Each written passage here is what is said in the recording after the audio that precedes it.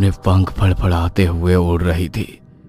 तभी वही भयंकर डरावनी आवाज में बादलों में शोर मचाया।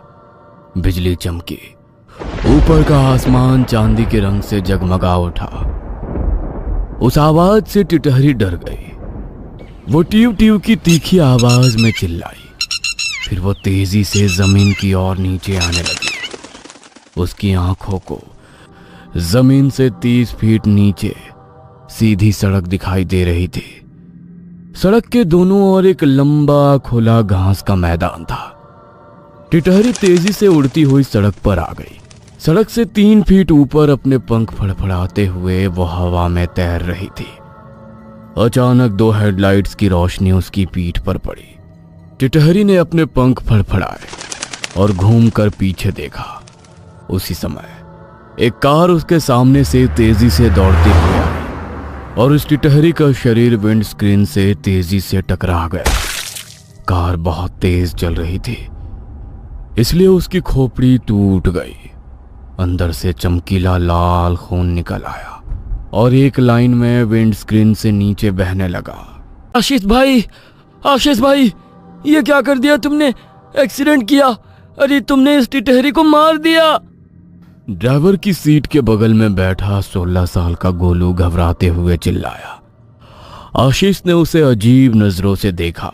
ओए भूतनी के, चुप बैठ साले, आशीष ने गुस्से से कहा। आशीष के गुस्से की वजह से गोलू चुप रहा, लेकिन उसके चेहरे पर हैरानी के भाव वैसे ही थे।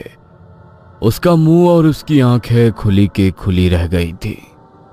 आशीष ने व्यू मिरर से पीछे देखा। हड्डियों का ढांचा अनमोल पिछली सीट पर बैठा गांजा पी रहा था। उसे देख ऐसा लग रहा था मानो गांजा वो नहीं पी रहा हो, बल्कि गांजा उसे पी रहा हो, क्योंकि नशा करके उसका शरीर हड्डी मांस का जीता जागता कंकाल बन गया था। उसके ठीक बगल में कुणाल बैठा था। आशीष उसका छोटा भाई गोलू और आशीष का दोस्त अनमोल। कुणाल सब यूपी के रहने वाले हैं। यूपी छोड़कर वे चारों अपने किसी दूर के दोस्त की शादी में गए थे। शादी खत्म होने के बाद अब रात के 10:30 बजे ये तीनों फिर यूपी के लिए निकल रहे थे। सड़क सुनसान था, बेजान थी। सड़क के दोनों ओर अब हरे भरे पेड़ों का जंगल था। अमावस्या होने के कारण चारों दिशाओं में अंधेरा फैला हुआ था। उस जंगल के पेड़ों को देखकर ऐसा लग रहा था कि इन पेड़ों के बीच सृष्टि से अलग सबसे ज्यादा अंधेरा छा गया है। जैसे अंधेरे को उस जगह धकेल कर उस जंगल के पेड़ों के पीछे छिपा दिया हो। मानो उस जंगल में कोई अश्लील अप्राकृतिक शक्ति रहती हो और अंधेरा उसका होना उसकी मौजूदगी की निशानी हो। गोलू विंड स्क्रीन पर पड़ी टिटहरी की लाश को घूर रहा था। उस टिटहरी की लाश की खुली हुई आंखें, बाहर निकली हुई जीभ गोलू के डर को और बढ़ा रही थी। आशीष ने उसकी तरफ देखा। उसका एक बायां होठ और आंखें ऐसे हिल रहे थे जैसे लकवा मार गया हो। आशीष ने कार का वाइपर ऑन किया और टिटहरी की लाश लाल खून विंड स्क्रीन से साफ किया। आशीष भाई, वो टिटहरी। इससे पहले कि गोलू कुछ और कह पाता, आशीष गुस्से में बोला, गोलू के बच्चे, अबे वो टिटहरी बीच सड़क पर कार के सामने आकर मर गई और इसमें इतना डरने वाली क्या बात है बे? वो तुम्हारी मौसी है का या सास है? आशीष ने एक बार फिर सड़क की तरफ देखा, फिर गोलू की तरफ। गोलू बेशर्मी से दांत दिखाते हुए मुस्कुराया। ऐसे कान के नीचे बजाऊंगा ना फिर से हंसा तो दांत निकाल के उल्टे बैठा दूंगा, आशीष ने फिर से गुस्से से कहा। तभी गोलू ने सड़क के एक तरफ आगे विंड स्क्रीन से एक सफेद मील का बोर्ड देखा। वो माइलस्टोन जिस पर विमल खाकर थूका था और उस पर लिखा था यूपी 90 किलोमीटर। गाड़ी उसी किलोमीटर को पार करके जंगल में घुस गई। कितने बुरे लोग हैं ये भाई, विमल को खाकर हमारी यूपी की दीवारें तो खराब कर ही दी है, अब माइलस्टोन को भी नहीं छोड़ा, गोलू ने कहा। उसकी बात सुनकर पीछे बैठा कुणाल गुनगुनाया और सांड की तरह सिर हिलाया। आशीष ने व्यू मिरर से पीछे देखा और थोड़ा झिझकते हुए कहा, ओए कुणाल साहब, आप क्या गुनगुना रहे हैं? पहले अपने मुंह से बिमल थूक साले, फिर लोगों की बात करना। हाँ। आशीष की बात सुनकर कुणाल ने अपने गाल फुलाए और विमल को साइड विंडो से बाहर थूक दिया। आशीष भाई, आगे टोल है, गोलू ने कहा। आशीष भी देख सकता था। गोलू, मैं अंधा हूं क्या बे साले? मुझे भी दिख रहा है, आशीष ने कहा। आशीष ने गाड़ी टोल बूथ के सामने लाकर धीरे से रोकी। आशीष के दाहिने हाथ की तरफ एक चौकोर सीमेंट का कमरा था। सफेद दीवारें टूटी हुई थीं, रंग फीका पड़ रहा था और ग्रे हो रहा था। आशीष के सामने का शीशा थोड़ा टूटा हुआ था और उस टूटे शीशे के अंदर लोहे की कुर्सी पर कालीख जैसी एक काली परछाई बैठी दिख रही थी। मन में एक अजीब नेगेटिव भावना फैल रही थी। उस टूटे कांच से ठंडी हवा आ रही थी, लेकिन अंदर एसी नहीं था। बूथ में एक लालटेन जल रही थी और वो काली आकृति बूथ में चुपचाप बैठी थी। टोल गेट पर लाल और सफेद धारियों वाली एक लोहे की पट्टी थी, मतलब बैरियर। उसका रंग फीका था, कहीं कहीं जंग लगा हुआ था।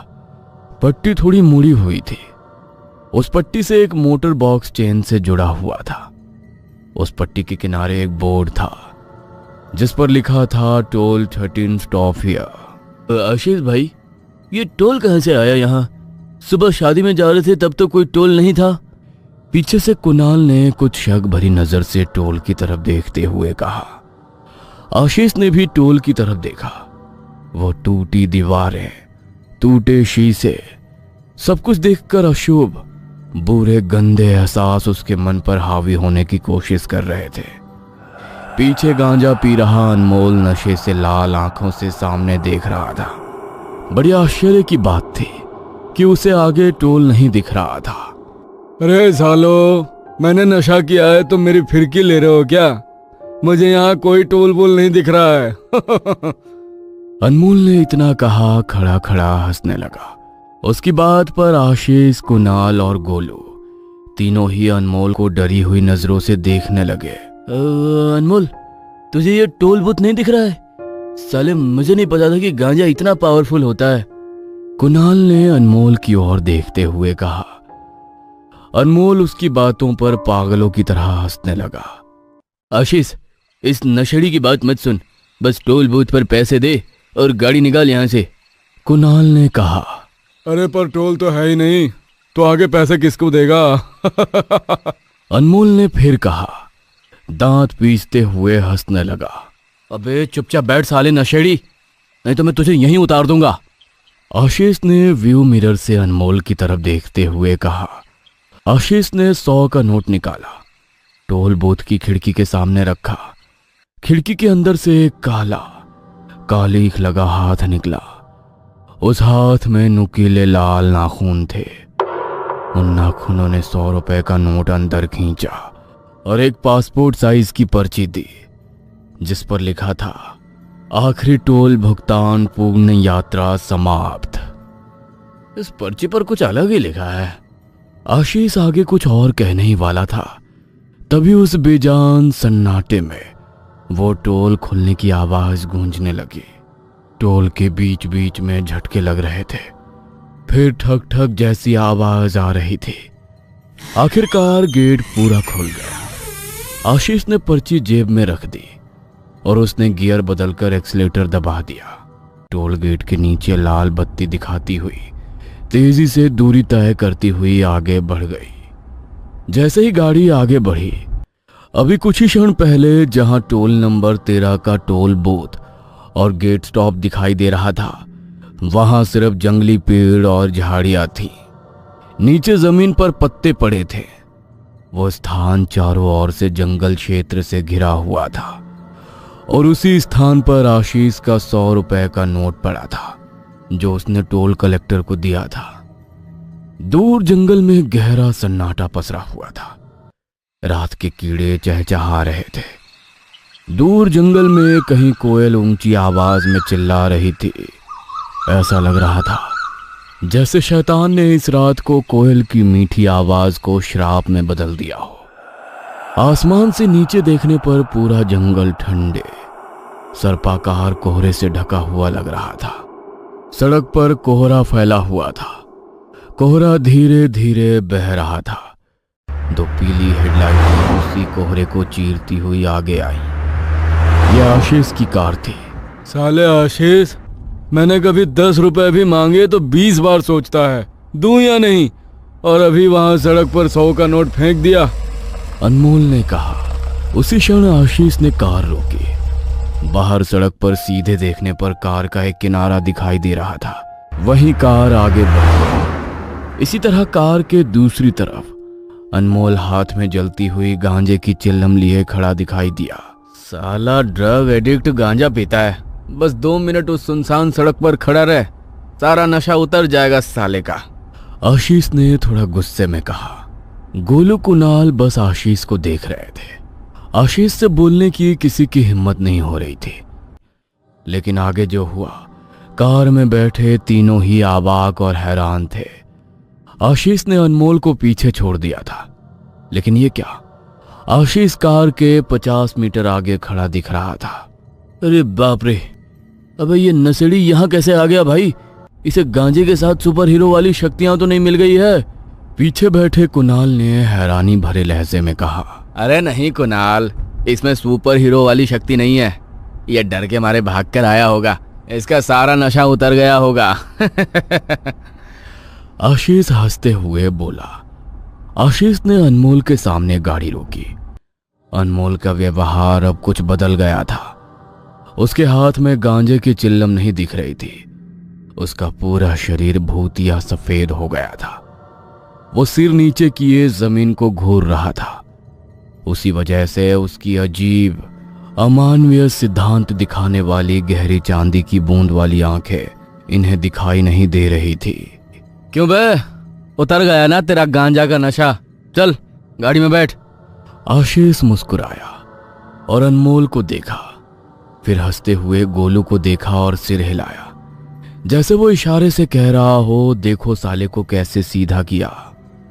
अनमोल गाड़ी में आया, चुपचाप नीचे सिर झुकाए पिछली सीट पर बैठ गया। आशीष ने भले ही सोचा हो कि उसने अनमोल का नशा उतार दिया है, लेकिन वो उसका वहम था। इसके उलट जिसे उसने अपनी कार में बैठाया था वो अनमोल नहीं था, बल्कि उन तीनों की मौत एक छलावा था। बहुत देर हो चुकी थी। आशीष गाड़ी चला रहा था। कार सिर्फ जंगल वाले इलाके से जा रही थी, किंतु यूपी मुख्य राज्य में पहुंची नहीं थी। कुणाल पीछे बाईं तरफ बैठा था।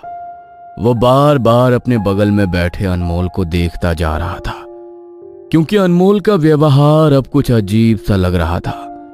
वो पिछले 1.5-2 घंटे से ऐसे ही सिर झुकाए बैठा था। उसके शरीर की हरकतें कुछ जम सी गई थीं, जैसे मुर्दा घर की बर्फ में जमी हुई लाश। इसके साथ ही कुणाल को अनमोल के शरीर से एक गंदी सड़ी हुई गंध आ रही थी और उसे अपने शरीर पर एक ठंडी बर्फीली भाप उड़ती हुई महसूस हुए जा रही थी। कुणाल ने अनमोल की तरफ देखा, फिर सामने देखा और अनजाने में उसकी नजर व्यू मिरर पर चली गई। उसे देखकर वो वहीं जम गया। डर से उसकी पूरी रीढ़ बर्फ की तरह जम गई। माथे से पसीना बहने लगा। डर से उसके दांत किटकिटाने लगे। आंखों के कोने चौड़े हो गए। लेकिन कुणाल ने ऐसा क्या देखा? उसने ऐसा क्या देखा आईने में? आपको वो जानने में उत्सुकता हो रही होगी, है ना? चलो फिर देखते हैं। उसे एक काली धुंध जैसी परछाई दिखी। एक जहरीली आकृति उसके बगल वाली सीट पर बैठी थी, जिसमें 2 रुपए जितनी चांदी की आंखें चमक रही थी, जगमगा रही थी। उसके सामने का दृश्य डरावना था। इंसानी समझ से परे बाहर की अनजान दुनिया में ये एक मेहमान था। वो एक मरी हुई भटकती हुई बुरी आत्मा थी। जैसे ही कुणाल को इसका एहसास हुआ, उसका शरीर कांपने लगा। वो डर से लकवाग्रस्त हो गया। आशीष, उसने कर्कश आवाज में आशीष को पुकारा। उसके वाक्य पर आशीष ने बस आगे देखा और कहा, क्या? जरा जरा गाड़ी रोको। कुणाल ने डरते हुए कहा। उसने अनमोल की तरफ देखने से परहेज किया। क्या पता वहां देखे और वो अनमोल के रूप में आया छलावा उसे मार दे। क्यों, क्या हुआ? आशीष ने पूछा।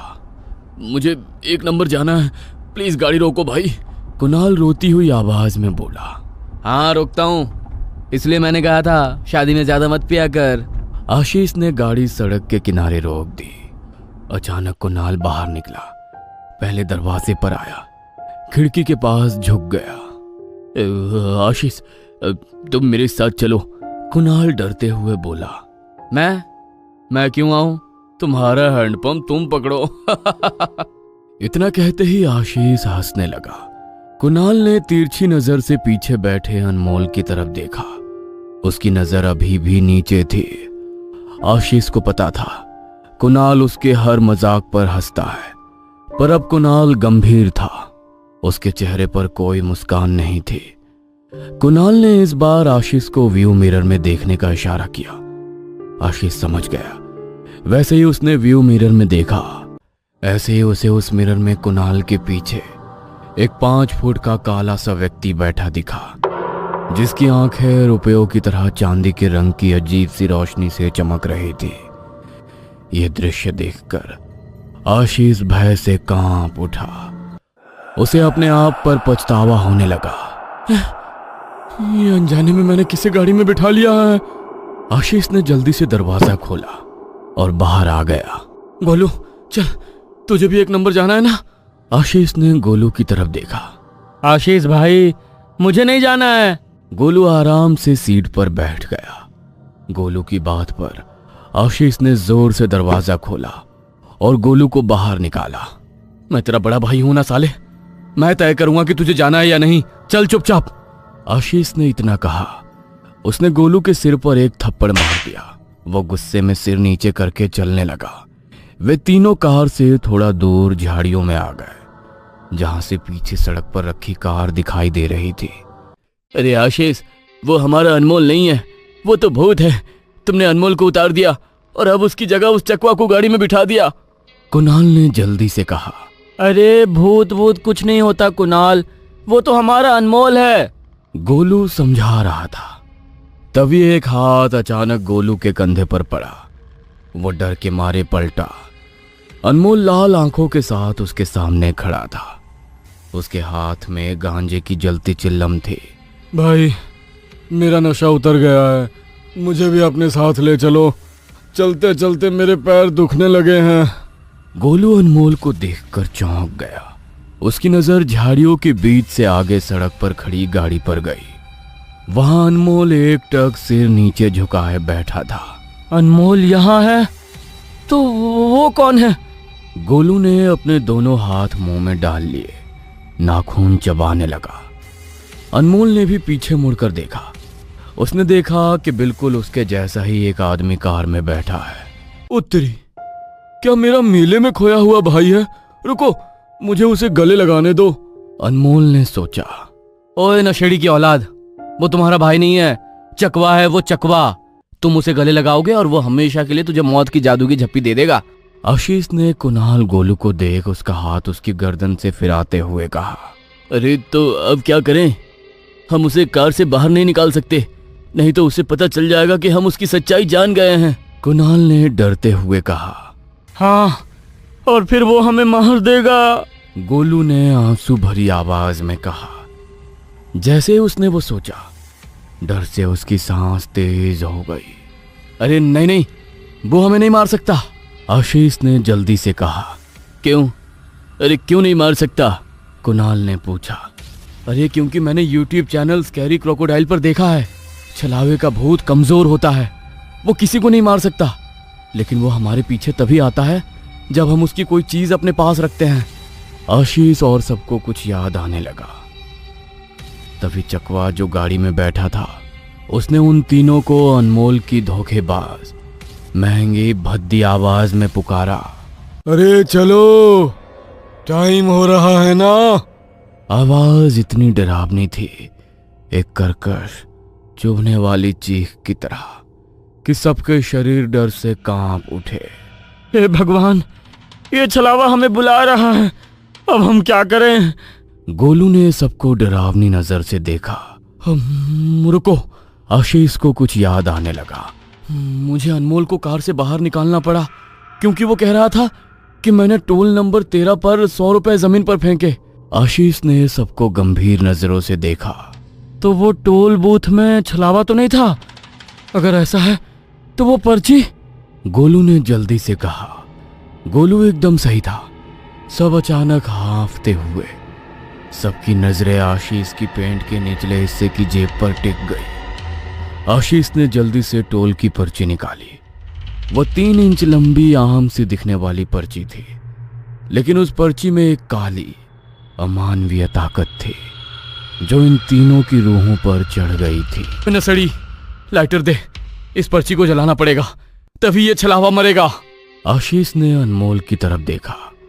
अनमोल ने दांत पीसते हुए कहा, लाइटर तो गाड़ी में ही रह गया ना।